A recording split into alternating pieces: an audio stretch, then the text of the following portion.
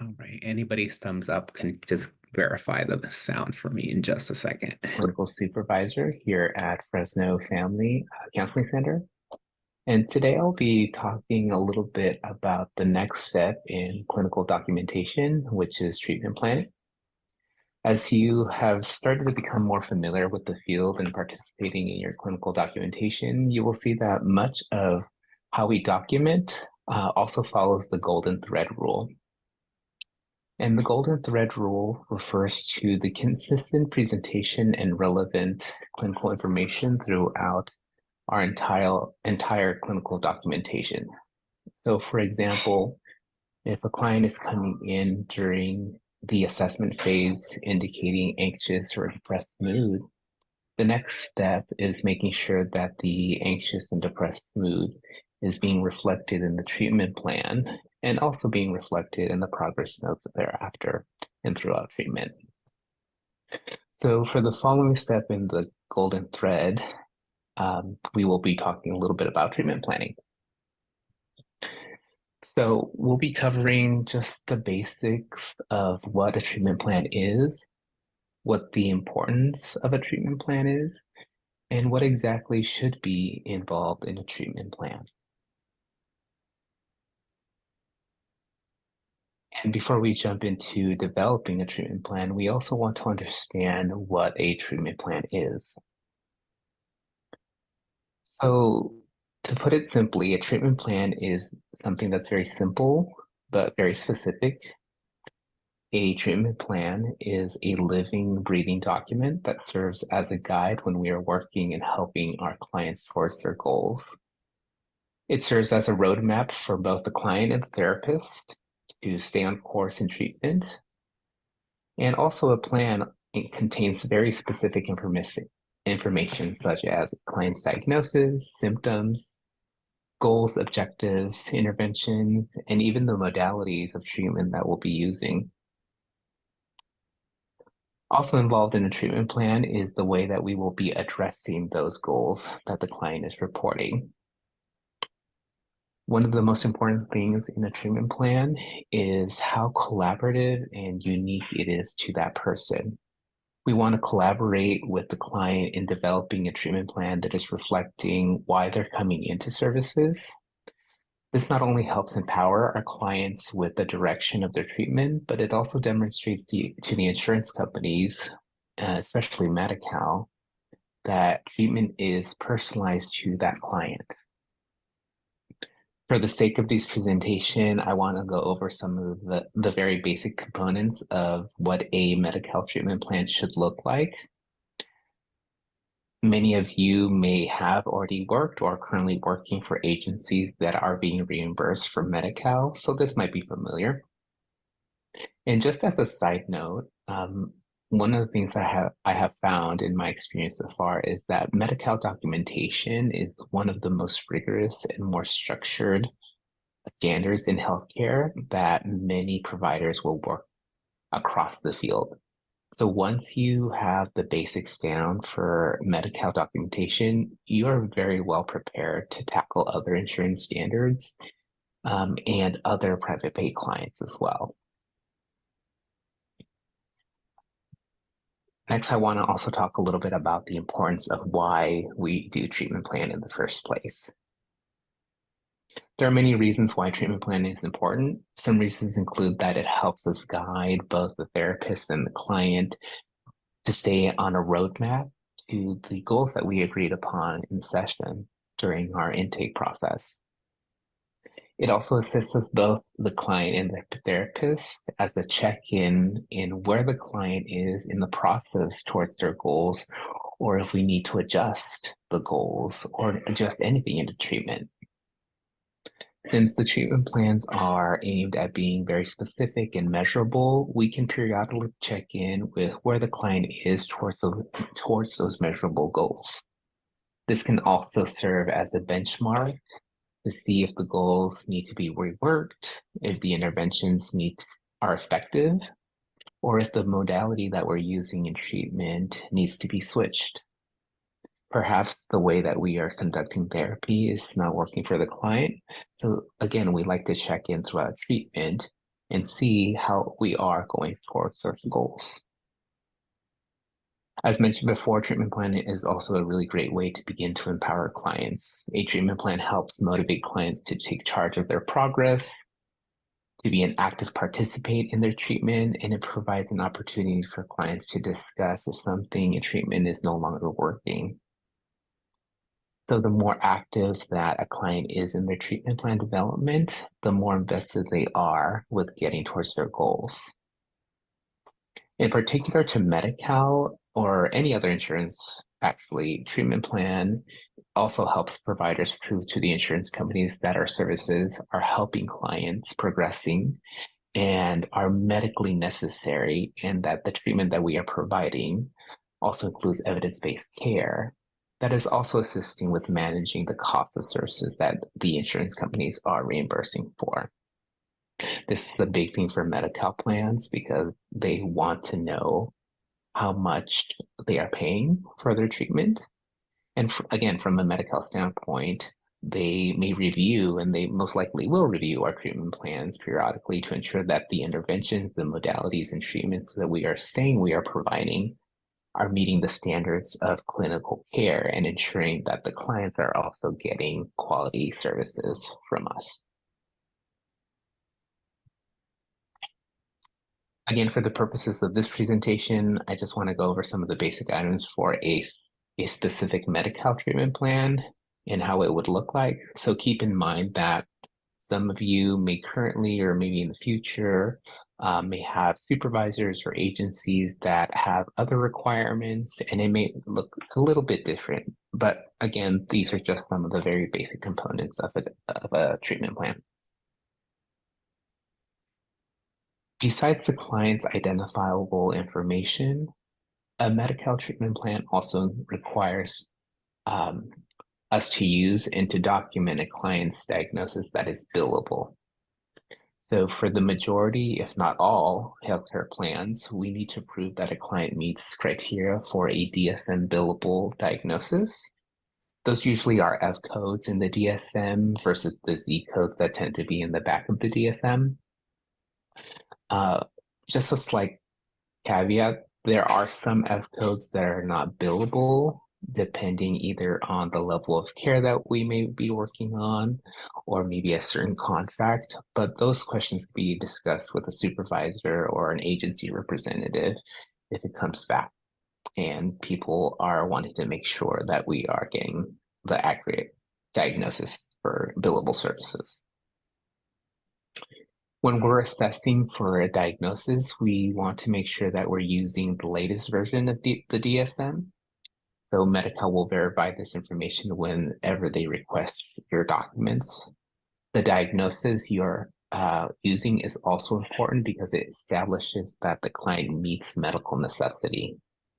That's to say that it is medically necessary for this client to receive services because of possible deterioration of their mental health. This should be related to one of the life domains, such as physical health, occupational, academic, interpersonal, social domains, and daily living domains.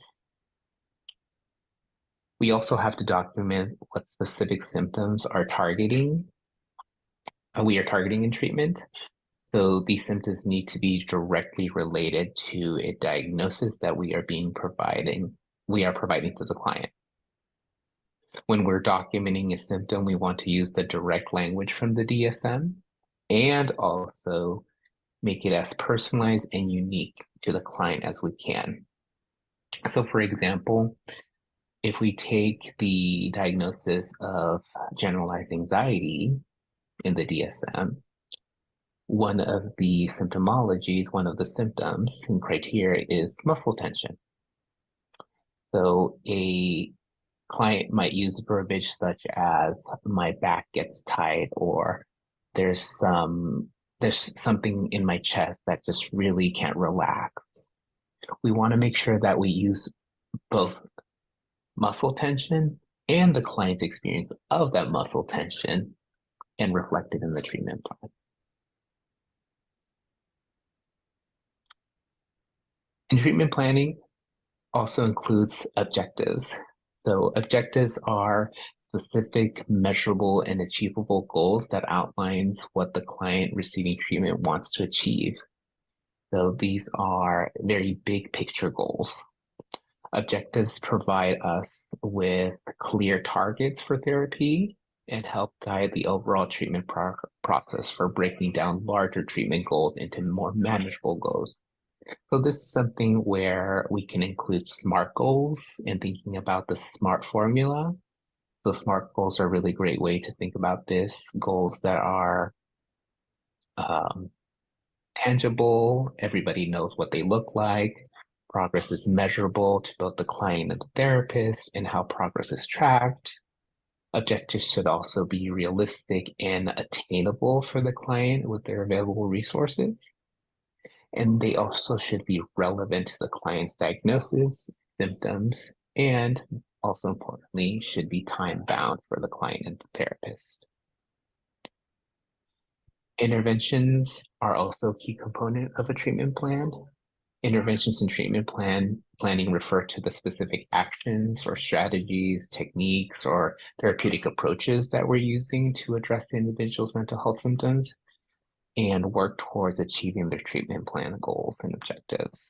These interventions are tailored towards the individual's unique needs, preferences, circumstances, and typically based on evidence-based practices.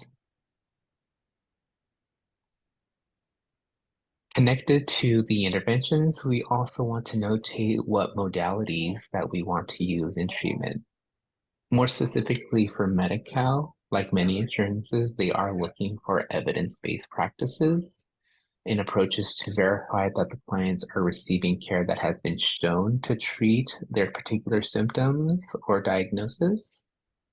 So some of the most prominent evidence-based practices, which I'm sure they've covered in your program and some that you're practicing with, include cognitive behavioral therapy, DBT, acceptance and commitment therapy, emotionally focused therapy, solution focused therapy, EMDR, as well as trying to specify how we're going to implement these modalities is also important. So for example, if we're using and specifying that we'll be using cognitive behavioral therapy, we should also be specifying how we're going to use that. So an example might be we will be challenging cognitive distortion thinking around anxiety. Or if we're using DBT skills, we might be saying that we're increasing distress tolerance and emotional regulation skills as a way to increase that person's ability to tolerate anxiety. Also important to be included in the treatment plan is the duration and the frequency of treatment. Not only does this give some structure to the client's expectations of treatment, but Medi-Cal also wants to know how long they can expect services to be reimbursed for. It's important to note that a treatment plan is always able to be modified and adjusted. And actually, many insurances, in particular to Medi-Cal, require us to look at the treatment plan periodically as part of treatment. If a client's diagnosis changes, or maybe they no longer meet criteria for the initial diagnosis, or perhaps the client is experiencing new stressors and they meet different criteria for a different diagnosis. Perhaps the modality of treatment is no longer working. Those are great ways for Medi-Cal to see that we are actually working towards helping and adjusting treatment and addressing any kind of barriers to treatment in a way for them to get better. And it's not a one-size-fits approach. I know this might be like a lot of information, especially where you might be in your program and in the field right now. But I also want to provide a simple example of what this might look like. And many of you have probably already started doing this in your classes and with your instructors, but just to reflect and encompass everything that I went over, I did provide an example for us to go over real quick. And here I captured, as you can see, the SMART goals method that we are able to see specific to a in anxiety diagnosis. So we're able to see the specific diagnosis, in this case, anxiety, that we will be working on, how success is being measured. It's also really realistic. So going from a 4 to 5 to a 2 to 3 is much more realistic versus a 4 to 5 to a 0 to 1. It's very relevant to the client's experience of anxiety. So as you can see, I put in the client's experience of what it means to have anxiety. Maybe muscle tightness, tightness in the chest, or thoughts of people judging them. That's how they experience anxiety. And we put that as much as possible in the objective. And also it is documenting that we will be reassessing on how they'll be doing this in the next 3 months. So we already know that in the next 3 months, we'll be looking at this and seeing where they are in treatment. At the end of this, I will also provide our presenters with the sample of a treatment plan that our Fresno County contractors often use. Many of you will probably use it in your future careers, if not already.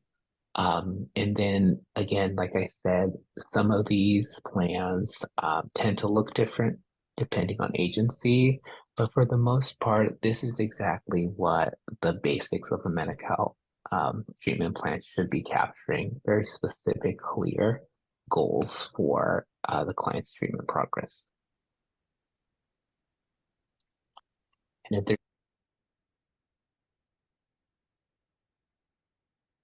Alrighty. What some of the things, can you guys hear me? You guys are good? Okay.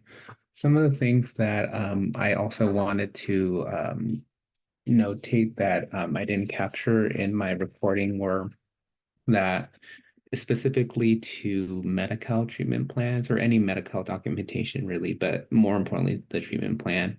Um, they're moving much more towards a holistic, person-centered approach, and some of that also includes the importance of using the client's language, like I reflected earlier in the presentation, but also the dominant language somebody uses. So if you have a client that might be dominant in one language, let's say Spanish or Hmong, we want to also provide a treatment plan in their dominant language so that we can prove to Medi-Cal that they also understand what treatment looks like to the best of our abilities as well. Um, and then one last thing specifically, and this was more geared towards individuals, like an individual treatment plan. So couples and families, even though it might look different, it does encompass the exact same formula. You will just have to address it with each individual in the session to capture additional goals towards their unit. So whatever unit you're treating. So if it's couples, um, we want to put down and document a goal around increasing some kind of couples work, right? Communication or intimacy, family, maybe cohesion. So that would be one way to make it more of a collaborative approach for a couples or family treatment plan. So I will save some time at the end for questions, unless anybody wants to ping me.